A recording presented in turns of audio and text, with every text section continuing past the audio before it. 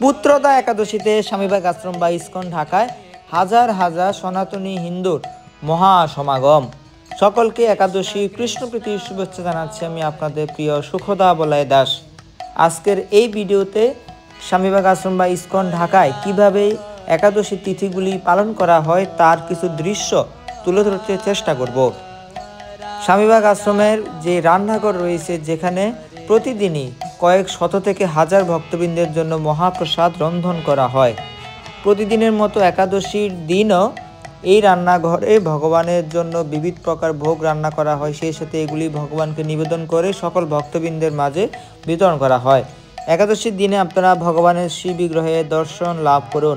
অনেকে আছেন যারা ইস্কন ঢাকায় থাকেন, তারা একাদশীতে কি খাবেন বা কিভাবে একাদশীর ব্রত পালন করবেন সেটি বুঝতে পারেন না, সেটি খুঁজে পান না। তো আপনারা খুব সহজেই আমাদের স্বামীবাগ আশ্রমে এসে একাদশীর ব্রত পালন করতে পারেন। একাদশীর দিন স্বামীবাগ আশ্রমে বিবিধ প্রকার মহাপ্রসাদের আয়োজন করা হয়, যেমন সাবুর ভুনা, কাঁচকলা আলু দিয়ে সবজি, সাবু দুধ দিয়ে পায়েস, বাদাম শসা দিয়ে সালাদ। তাছাড়াও আরও কয়েকটি রেস্টুরেন্ট রয়েছে মন্দিরের ভিতরে। সেই রেস্টুরেন্টগুলোর মধ্যেও দধি থেকে রসমালাই থেকে আরও অনেক কিছু একাদশীর দিন প্রস্তুত করা হয়। তাই খুব সহজে আপনারা একাদশী ব্রতটি আমাদের মন্দিরে এসে পালন করতে পারেন। অনেকেই মনে করেন একাদশীতে কোনো কিছু খাওয়াই যাবে না, এই জন্য এটি মনে করে অনেকেই একাদশী ব্রত পালন করেন না। তো মূলত একাদশী ব্রত 3 রকমে পালন করা যায়, যেমন কোনো কিছু আহার না করে নির্জল একাদশী ব্রত, তারপর শুধুমাত্র জল গ্রহণ করে সজল একাদশী ব্রত, এবং পরবর্তীতে ফল সবজি দুধ গ্রহণ করে সফল একাদশী ব্রত পালন করা যায়। তাই 8 থেকে 80 বছর বয়স পর্যন্ত আমার প্রত্যেকের উচিত একাদশী ব্রত পালন করা। এটি হচ্ছে সেই রান্নাঘর যেখানে প্রতিদিন বিবিধ প্রকার ভোগ রন্ধন করা হয়। দেখতে পাচ্ছেন বিশাল কড়াইয়ের মাঝে প্রায় 1000-এর উপরে ভক্তবৃন্দের জন্য এই কড়াইয়ে একসাথে রান্না করা হয়। ওইদিকে বাদাম আর শসা দিয়ে সালাদ প্রস্তুত করা হচ্ছে। দেখতে পাচ্ছেন আপনারা অনেক অনেক বাদামের সমারোহ।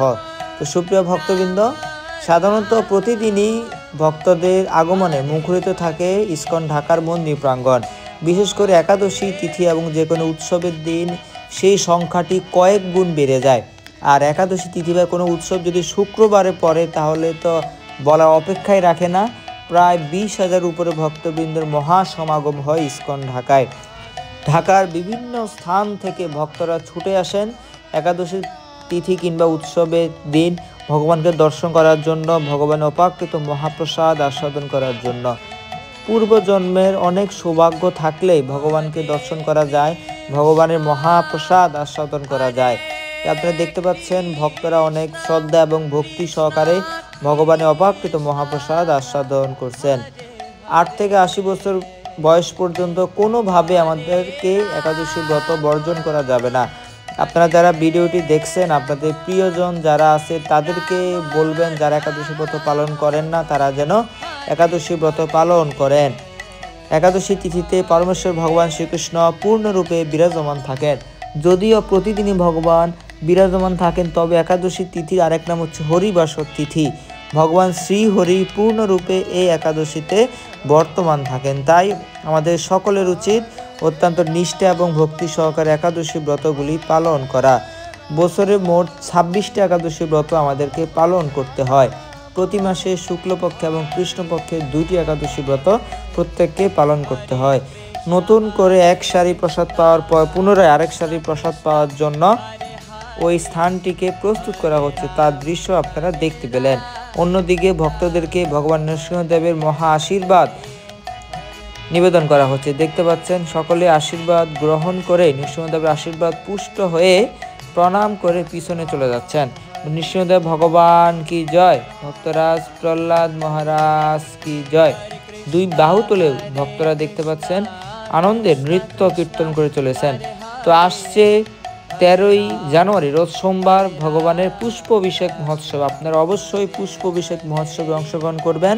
সন্ধ্যা 6টা থেকে এই পুষ্প অভিষেক মহোৎসবটি ইস্কন ঢাকায় অনুষ্ঠিত হবে। হরে কৃষ্ণ।